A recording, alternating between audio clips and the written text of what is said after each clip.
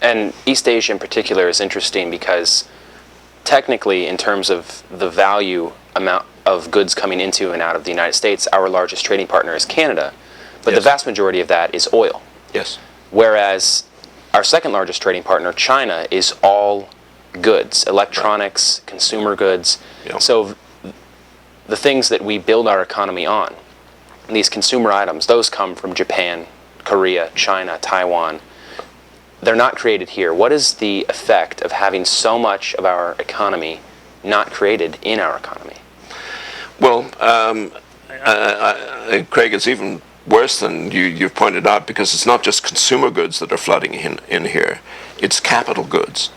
In particular, in the case of Japan, in the case of Germany, Machinery. The United States is dependent on supplies of machinery from these countries. Very, very sophisticated machinery in many cases. So it's consumer goods and capital equipment. And then the net effect of all this dependence is that America has to import more and more capital. And that means that you've got other countries with their corporations typically close to the governments of the countries concerned, meddling in American affairs. And that's a formula long-term for great stress, frankly. So you're saying that a company like a Deutsche Bank probably has a lot more connection with the German government and with German policies and goals than a company like Bank of America would have with the American government and its policies and goals. There's a strong sense of an establishment in Germany. I don't know in detail how the German government interacts with the German corporate sector, but what you can clearly see is that there is a German establishment.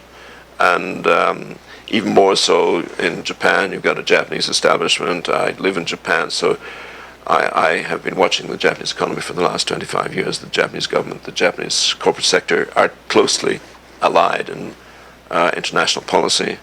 China, same thing. The Chinese establishment is very clear. The Chinese banking system is majority owned by the government. The banks are the kingpins in the whole economy.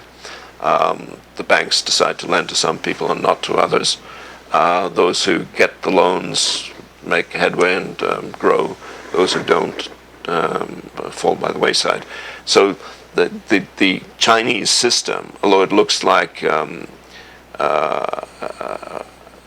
many ways like a textbook example of laissez-faire to many American economists, if you look at it in terms of the banking system and the connections between the government and the banking system, you're dealing with a state that is now very active abroad and through the banking system, through investment in U.S. Treasury bonds and so on, that is very influential behind the scenes in the United States. Wake up, America! Open up your eyes! Wake up, America! Wake up!